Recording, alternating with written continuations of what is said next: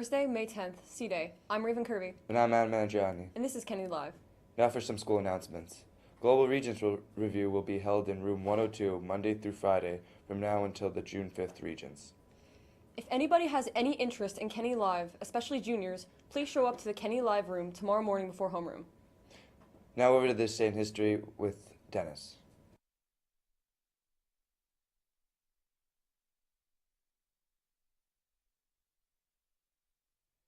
Good morning, Kennedy Catholic. I'm Dennis Burov, and welcome to This Day in History.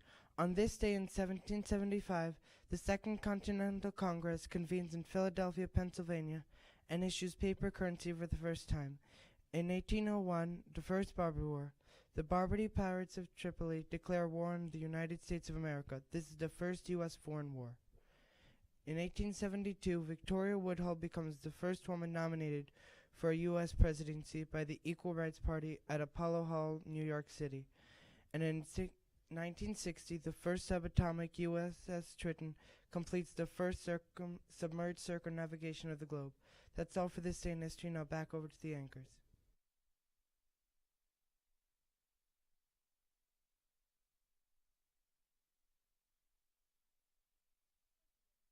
Breaking news.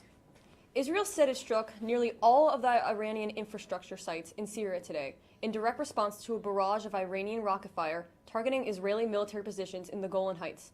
Syria's state media said Syrian air defenses intercepted hostile Israeli missiles earlier today that were fired over southwestern Damascus. Hours later, state-run a TV broadcast a live feed of Syrian air defenses firing into the sky above the capital, and loud explosions and air defense firing were heard through the night. There were no immediate information about the Iranian casualties.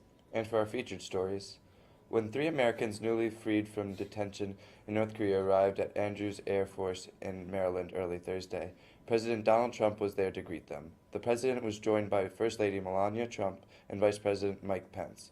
A motorcade was waiting to take the 3 Korean-American detainees, Kim Dong-chul, Kim Hak-sun, and Tony Kim, to the Walter Reed National Military Medical Center for physical examinations. Trump and the First Lady climbed aboard to greet the men and stayed there for several minutes.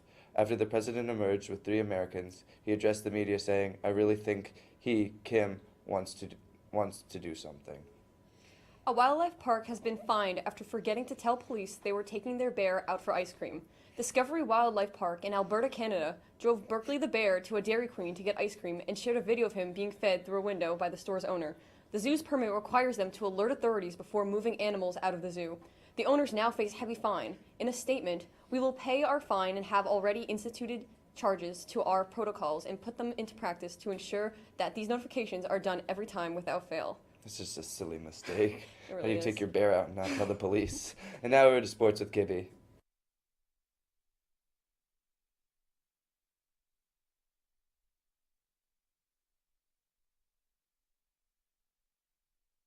Good morning, Kennedy Catholic Sports Nation. I'm your host, Brandon Gibson. Major League Baseball, the Yankees beat the Red Sox 9-6. Gardner broke his slump with a 2-run triple, and Judge followed with a homer.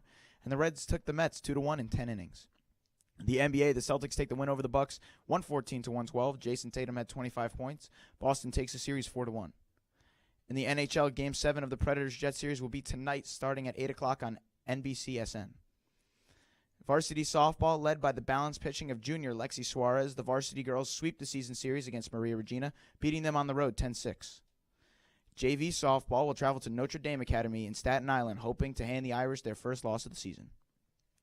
Varsity baseball beat All Hallows 6-3. David Galveo had 11 strikeouts in 5 innings pitched with no runs.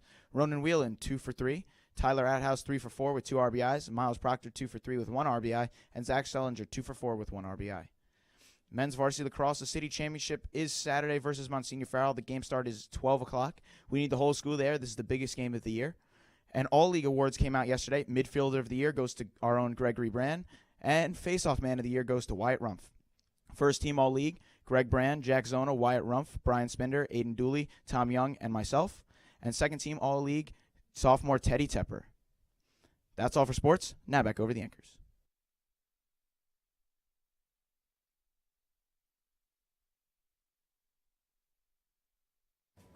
Well, I'm Andreani. And I'm Raven Kirby. And this has been Kennedy Live. Have a great day.